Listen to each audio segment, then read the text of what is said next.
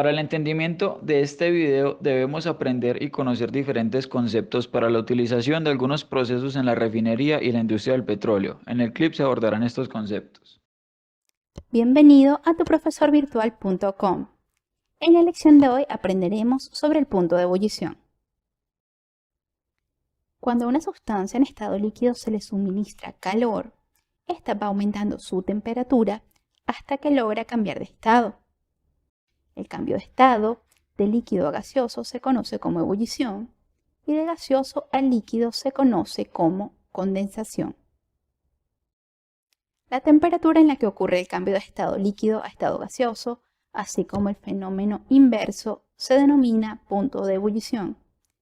Esta temperatura permanece constante mientras ambas fases, líquido y gas, estén presentes y en equilibrio. Esto lo podemos representar mediante un diagrama de cambio de fase líquido-gas para el agua. Si tenemos agua a temperaturas entre 0 y 100 grados centígrados, esta estará en estado líquido. Una vez que alcanzamos los 100 grados centígrados, empezamos a ver cómo aparece la fase gaseosa. Mientras ambas fases estén presentes, la temperatura se mantiene constante y esta temperatura corresponde al punto de ebullición.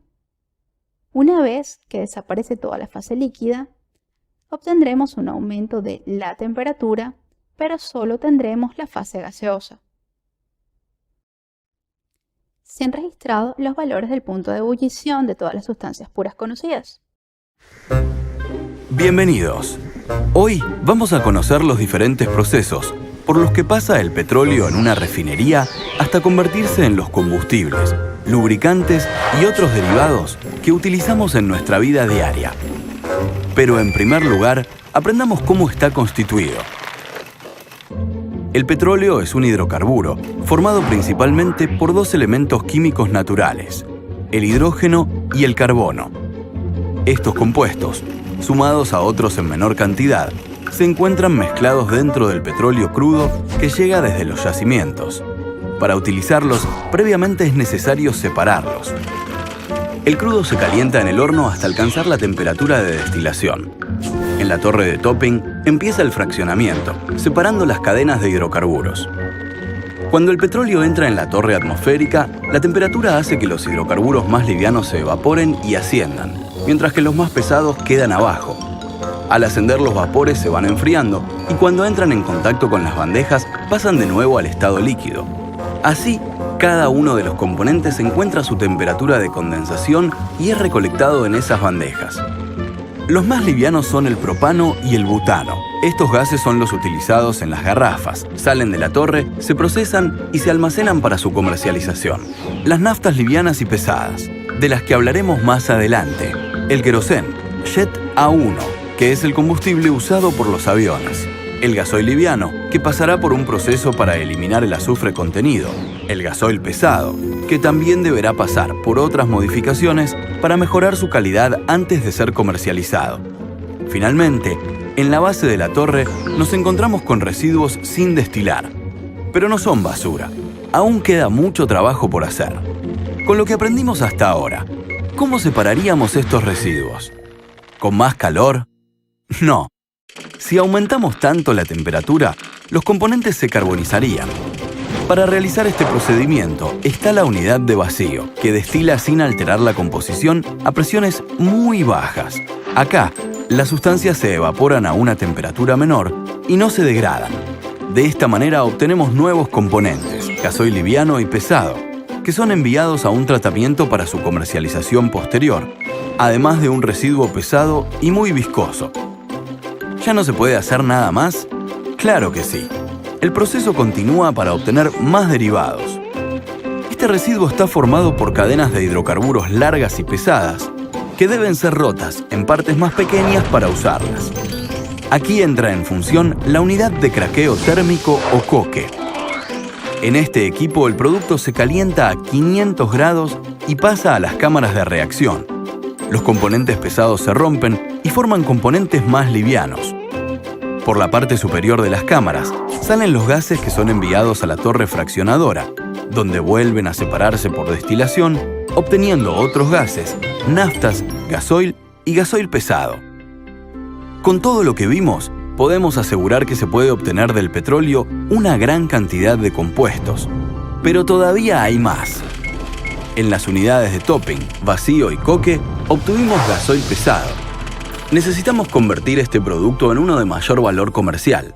Para esto, usamos la unidad de craqueo catalítico, donde partimos las cadenas largas de hidrocarburo del gasoil pesado y formamos numerosos compuestos de cadenas más cortas. Los gases metano y etano, que son el combustible de los hornos de la refinería. Los gases propano y butano, utilizados como materias primas en la industria petroquímica.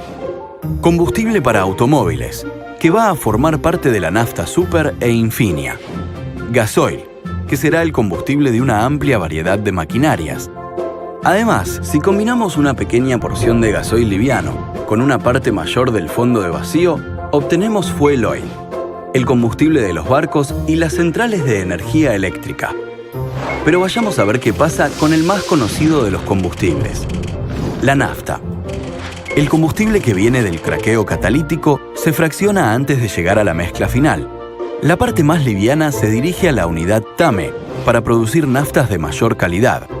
La otra parte, junto con las naftas que vienen del topping y del coque, van a la unidad de hidrotratamiento, donde entran en contacto con hidrógeno, y las reacciones químicas suprimen los metales, azufre, oxígeno y nitrógeno. Se eliminan no solo porque bajan la calidad de la nafta, sino que además son contaminantes del medio ambiente. Ahora, sin estos elementos, la nafta será mejorada y se incrementará su calidad modificando las cadenas de moléculas. Una vez realizado este reajuste, están listas para incorporarse a la mezcla final y formular naftas de la más alta calidad, con el mayor octanaje, como Infinia. De esta manera, llegamos al final del recorrido por la refinería. Ahora conocemos cómo y de dónde proceden los combustibles y derivados que utilizamos a diario.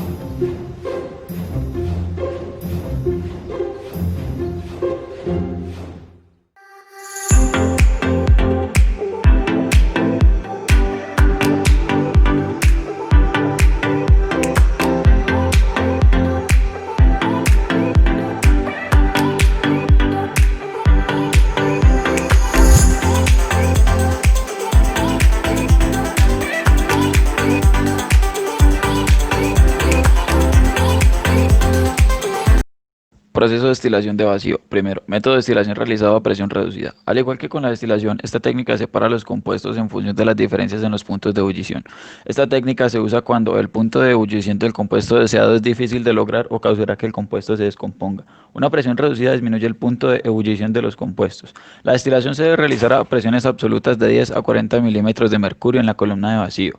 Se logra a menudo mediante el uso de múltiples etapas de los eyectores de chorro de vapor para limitar la temperatura de operación a menos de 370 a 380 grados centígrados, debido a que los componentes de alto peso molecular en el petróleo crudo sufrirán un craqueo térmico y formarán coque de petróleo a temperaturas superiores a esa. Las columnas de destilación pueden tener diámetros de 15 metros o más, alturas de hasta unos 50 metros y velocidades de alimentación de hasta unos 25.400 metros cúbicos por día. Los elementos internos de la columna de destilación al vacío deben proporcionar un buen contacto vapor líquido y al mismo tiempo mantener un aumento de muy baja presión desde la parte superior de la columna hasta la parte inferior. Tipos de sistemas de unidad de vacío. A. Unidad de destilación al vacío húmedo. Este tiene inyección de vapor con despojamiento al fondo de la torre. El vapor fluye en los circuitos de carga al horno. B. Caso contrario que en el húmedo, la unidad de destilación al vacío seco. Este no tiene inyección de vapor con despojamiento al fondo de la torre. El vapor se utiliza en situaciones de arranque de planta o contingencia. C. Y por último, la unidad de destilación al vacío húmedo. La diferencia con estos tres es que algunos tienen platos de fondos y otros no. Ventajas y desventajas de la destilación al vacío. Ventajas. Maximiza la producción de combustibles ligeros del crudo. Disminución de emisiones de compuestos orgánicos volátiles de los disolventes. Desventajas. Tendencia al craqueo del fondo de vacío provocando una reducción en la succión de la bomba. Componentes utilizados en una destilación al vacío. La torre tiene características particulares que la diferencian de las fraccionadoras atmosféricas.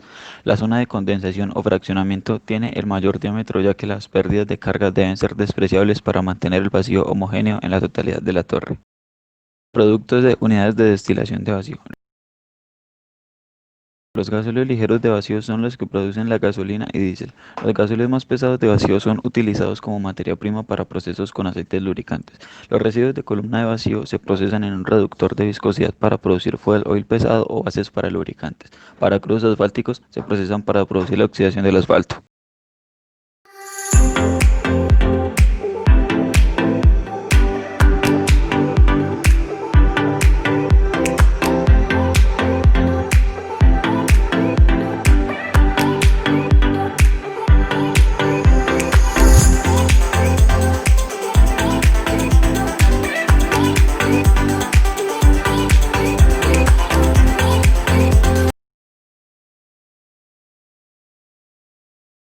El primer uso comercial del craqueo catalítico se produjo en 1915, cuando Elmer M. McPhee del Gulf Refining Company desarrolló un proceso por lotes utilizando cloruro de aluminio para romper catalíticamente aceites de petróleo pesado.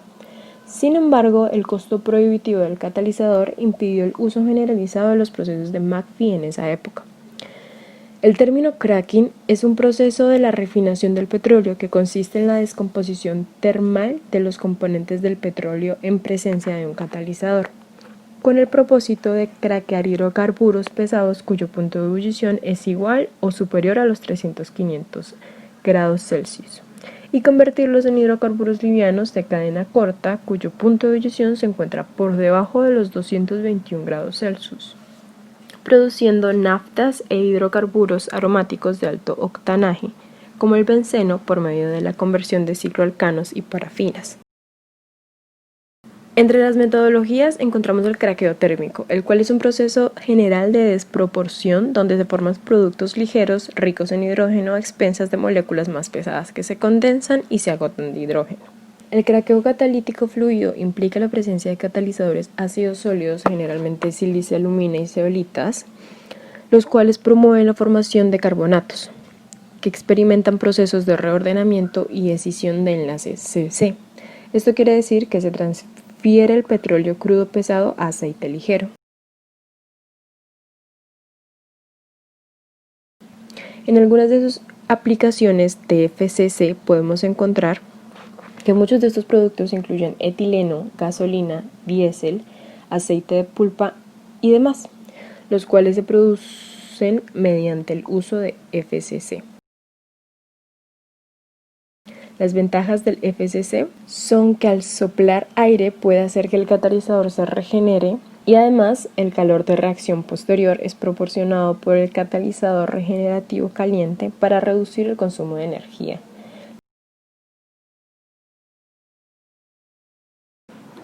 El hidrocraqueo es un proceso de craqueo catalítico asistido por la presencia de gas hidrógeno agregado.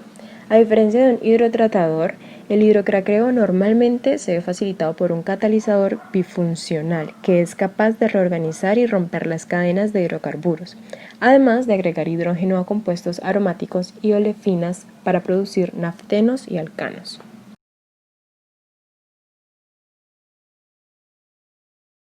Las grietas de vapor son el principal método industrial para producir los alquenos más ligeros. En las unidades de craqueo a vapor son instalaciones en las que una materia prima, como nafta, gas licuado de petróleo, etano, propano o butano, se agrieta térmicamente mediante el uso de vapor en un banco de hornos de pirólisis para producir hidrocarburos más ligeros. Este proceso depende de la composición de la alimentación, la relación de los hidrocarburos a vapor y de la temperatura de craqueo y del tiempo de residencia del horno. Para dar un ejemplo de unidad de craqueo más propio de nuestro país, marzo 1 de 2016, ubicada en Colombia, la refinería Reficar de Cartagena de Indias da un inicio a 2 nuevas unidades de craqueo para fortalecer la producción de insumos en la industria petroquímica. La unidad de craqueo catalítico tiene una capacidad de procesar 35.000 barriles de gasóleos diarios de la unidad de crudo y los transforma en forma selectiva en corrientes de mayor valor como el GLP, propano-propileno, naftas, que son componentes de gasolina de alto octanaje y de diésel, aceite liviano del ciclo y arotar, que se usan en la fabricación de llantas. Y la unidad de la hidrotratadora de nafta, con una capacidad de procesamiento de 20.000 barriles diarios, le retira el azufre a la nafta que se produce en la unidad de craqueo catalítico, para entregar al país combustibles limpios y amigables con el medio ambiente, con menos de 50 partes por millón de azufre. Con la entrada de estas dos unidades, más la decoquización retardada, la refinería de Cartagena cerró el mes de febrero con una carga de 110.000 barriles diarios en la unidad de crudo, continuando con el aumento progresivo de su nivel de procesamiento, hasta llevarlo a su máxima capacidad de 165.000 barriles por día.